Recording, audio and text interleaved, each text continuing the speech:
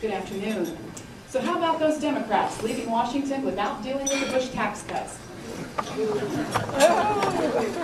know, if they don't deal with it, a family of four making just $60,000 will be paying an extra $400 a month. That's a car payment, or groceries, maybe even a good chunk of a health insurance payment. But we know where we stand with Joe and the Colorado Democrats. With single-party control, they've increased state spending by $2.5 billion in the last 4 years, increased taxes and fees by $1.5 billion, and cut education for the last 3 consecutive years. And other important social services, like holding up payments to Medicaid, jobless service centers, and other things that our folks depend on. It just doesn't add up. Like me, you probably respect Democrat incumbent Joe Rice for his military service to our family. In my family, we have over 3 generations of active and previously served military force. So I appreciate, Joe, your military service and the sacrifice that your family makes for that to happen. Thank you. My name is Kathleen Conti. I'm asking for your vote because I believe that fiscal conservatism and my small business experience will be a better representation of the values of this district. We either have the wrong policies, the wrong plan, or the wrong leaders. As we anticipate the upcoming legislative session, recent budget analysis says that we are going to be facing a $1.1 billion deficit. But this is not a new occurrence. As a matter of fact, it's very similar to the occurrence that's been hitting our legislators for the last 3 consecutive years, which tells us we're on the wrong path. The answer from Barack Obama, Bill Ritter, and the Democrats in control is simply to raise taxes, like Joe's Faster bill. Only call it a fee so you can circumvent Tabor.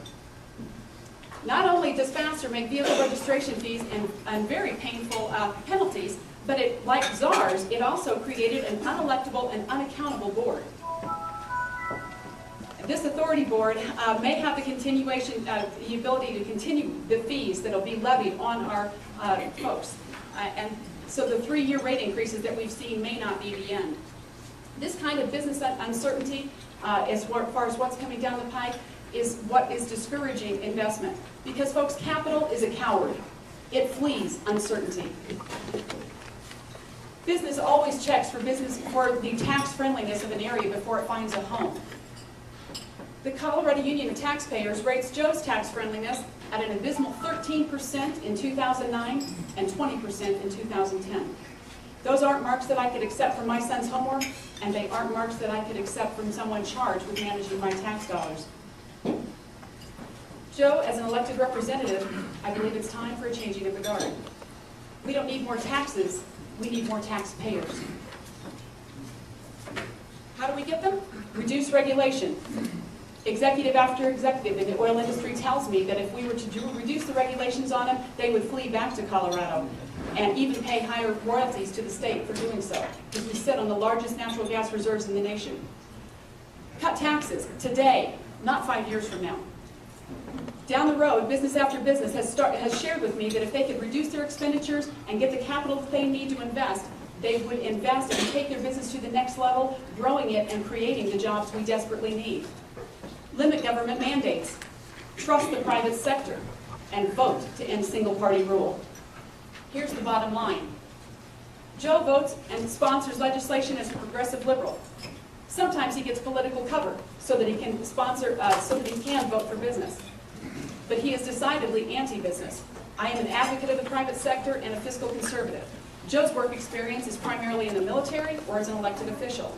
My work experience is 20 years in the direct sales industry, and now my husband and I own a food service company with products that are sold in grocery stores, restaurant chains, and foods. My husband's going to hold up a sample of the product that we produce with the USDA seal shown, and inside it is some of the soup products as it comes out of the manufacturing plant that we contract with.